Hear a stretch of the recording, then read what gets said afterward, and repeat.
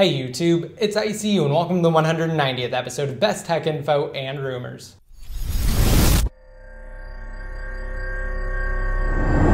Alright, so first of all, I just wanted to mention that I will discuss iOS 7.1.1 jailbreaking and a few new developments more towards the end of this episode. So I will actually include an annotation on the screen now if you're on the desktop version of YouTube to skip forward to that segment, and I'll also include another annotation past that segment to skip back to the beginning if you just kind of want to float around through this video and start where I discuss jailbreaking. But anyway, let's get right in the news talking about Apple's upcoming iPhone 6 flagship smartphone. So yes, the device that has grabbed headlines over the past few weeks has continued to do so over this week. So the latest as far as the iPhone 6 is concerned are physical mock-ups, and the one that I'm actually going to be highlighting in this video because they're all relatively similar is the newer one that highlights a silver and black iPhone. And the reason why I wanted to discuss this one primarily is because it reminds me of one of the first leaked iPhone 6 images that we saw that supposedly originated from one of Foxconn's manufacturing plants. So from the all-metal design to the antenna windows, presumably using some sort of plastic material,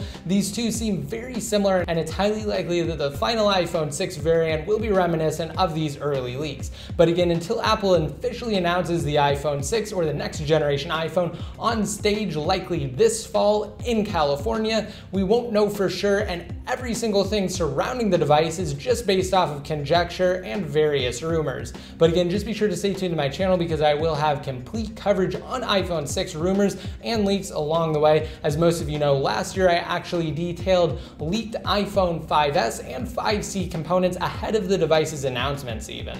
Alright, moving on, I want to discuss something else that's pretty interesting. So newly discovered, previously filed patents from Apple highlight new EarPod-like headphones and other various form factors with attached health monitoring devices to determine things like pulse and oxygen levels. Now, personally, I find this extremely interesting, especially with some of the rumors surrounding Apple's long-awaited iWatch being mostly focused on and geared towards health monitoring. And of course, with Apple's iPhone 5S being their first major device to take on biometrics, it's likely that the company will continue to do so and improve upon their various technologies that they have in the works related to health and related to health monitoring.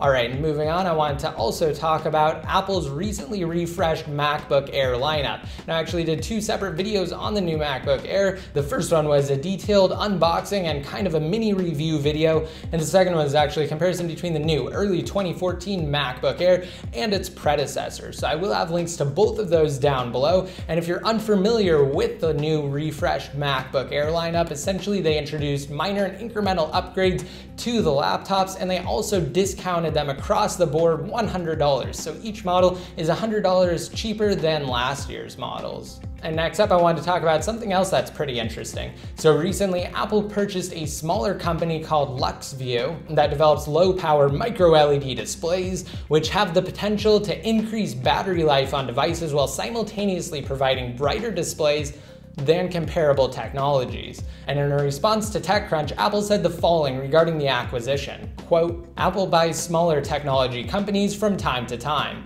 and we generally do not discuss our purpose or plans." So I could definitely see this being instrumental in the future of Apple and the future of the company's mobile devices, especially since the battery race has just started to kick off and other companies are now starting to think about and also focus on improving the battery life of their devices, such as smartphones and tablets. It's definitely something that's coming, and it's something that bigger companies like Apple, LG, and Samsung need to focus on if they want to stay ahead of the curve. And now let's talk about jailbreaking. So really nothing's changed since Apple released iOS 7.1.1 to the general public, at least not as far as big picture things are concerned.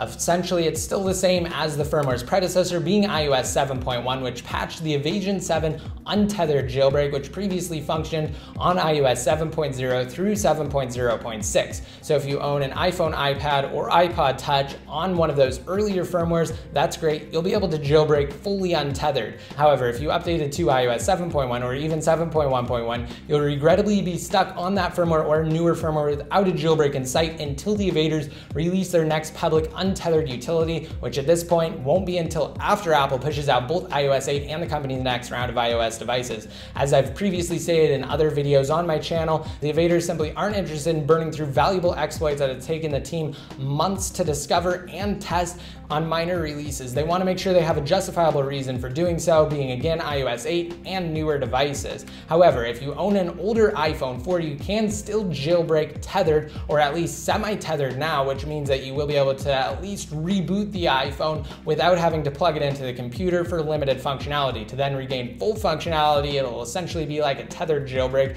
where you have to plug it into your computer and rerun a certain part of the utility, and in this case that's Geek Snow, which is based on GeoHot's older 2010 limerain exploit, which is why it functions on the older iPhone 4 and no other devices because it is hardware based, and Apple has since patched it with the release of newer devices. However, they cannot patch it for the iPhone 4 again because it's not software based and it's not something that can easily be patched without pushing out new hardware. So of course I did create an in-depth tutorial using Geek Snow to achieve a tethered jailbreak on Windows. The developer, Black Geek Tutorial, recently pushed out a command line edition of his tool for OS X or Mac computers, but he informed me personally that that's not necessarily intended for public use. He's going to release a GUI or graphical user interface edition soon, which will be similar to the one for Windows, so that way users can easily jailbreak. So do not use the GUI if you're currently a Mac user. Just try to use some sort of a virtual machine or boot camp to get your Mac to boot into Windows, or simply use another computer to jailbreak. And of course, follow my tutorial, which I will have linked to below. I'll also update you guys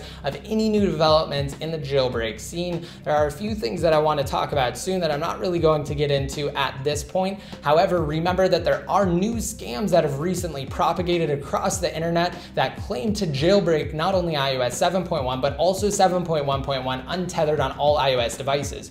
Remember, right now, the only jailbreak that's available is for the iPhone 4, and that is tethered. And you will see new jailbreak utilities not only discussed, but also detailed in depth, and tutorials created on said utilities actually on my channel. So if you don't see anything listed on my channel, then you know it is definitely fake, because of course I will post content as soon as new utilities are made available. So with that said, if you want additional information on some of the more recent scams and how to spot them, then check out the article that I've linked to below from Jailbreak Evasion Info. All right, and that's it for this week's episode. If you guys liked it and you want a chance to enter to win an all-new PlayStation 4 in my giveaway, just be sure to rate this video up, leave a relevant comment down below in the comment section, and visit my video on Free App Life to gain entries.